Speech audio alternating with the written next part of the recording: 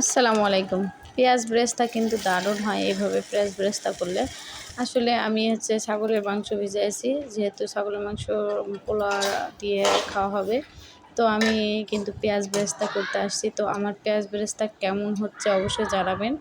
পেঁয়াজ ব্রেস্তাটা যদি আপনি সাদা পেঁয়াজ দিয়ে করেন তাহলে কিন্তু তেমন সুন্দর হয়। তো আমার রকেট আবার এখানে ঘুরে বেড়াচ্ছিল, আমার কোলে আসার জন্য সে ঝামেলা করছিল। তো ওকে নিয়ে আবার আসলাম রান্নাঘরে। তো আমি এখানে ছাগলের মাংস রান্না করছিলাম। ছাগলের মাংসটা সুন্দর করে কষিয়ে তারপরে পোলাওটাও বসাই দিয়েছিলাম রাইস কুকারে। তো পোলাওটা কেমন হয়েছে দেখতে ফাইনাল লুক অবশ্যই জানাবেন। আর এই তো ছাগলের মাংস আর পোলাও খাওয়া হবে। তো আমার মেয়ে তার নানুর সাথে ঝামেলা করছিল, ২ ভাই বোন ওরা। ছেলেটা আমার বোনের ছেলে এবং মেয়েটা আমার। তো তারা নানুর কোলে ওঠার জন্য ঝামেলা করছিল। তো আব্বুকে আম মাখাই দেবো, এজন্য আম নিয়েছিলাম। তো আম মাখা তো আর আব্বুর খাওয়া হলো না, আমরাই খাবো আর কি।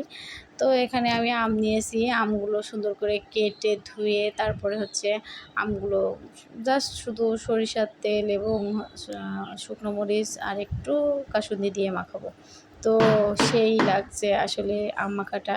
আম মাখা খেতে কার কার ভালো লাগে অবশ্যই কমেন্টে জানাবেন। আর আমার আম মাখা কার কার খেতে মন চাচ্ছে চলে আসেন। তো আম মাখা খেতে খেতে আবার সেই ছোট্ট বাবুর ভিডিওটা দেখে আমার মন চাইলো আপনাদের সাথে একটু দেখি। আমার ছোটো মেয়ের ছবিটা এটা। তো ও ভিডিও করছিলাম আর ও আমার সাথে সেই খেলছিল। ওর অনেক ছোটোবেলার ছবি এটা। তো আসলে ছোটোবেলায় ও অনেক দুষ্টুমি করতো, আসলে অনেক বুঝতো। ছোটোবেলা থেকে সে হাসি খুশি ছিল। তো আমার মেয়েটা দেখে সবাই মাশাআল্লাহ বলবেন এবং ওর জন্য দোয়া করবেন।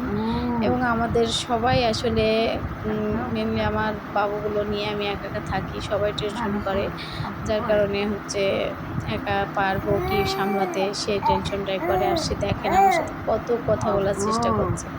আসলে ও আমার সাথে কি জানি বলতে চায়, সেই সময় আমি আসলে বুঝতে পারিনি। তো বড় হলে অবশ্যই ভিডিওটা দেখাবো আর জিজ্ঞাসা করবো যে তুমি আমার সাথে কী বলতে চাইছিলে ওই সময়। তার জন্যই আর কি রেকর্ড করে রাখলাম ভিডিওটা। আপনাদেরকে যদি জানা থাকে অবশ্যই জানাবেন কী বলতে চাচ্ছে ও।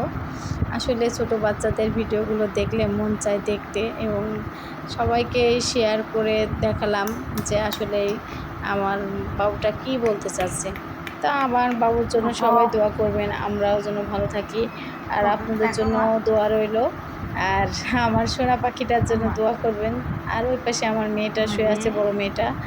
ও বারবার ওর ডাকছিল, তো ও তো বুঝতেছে না, ও ঘুমাচ্ছে। আর এখানে আমি ওকে নিয়ে একটু খেলছিলাম। তো সবাই ভালো থাকবেন, দোয়া করবেন। আল্লাহ হাফেজ। আমাদের জন্য দোয়া করবেন।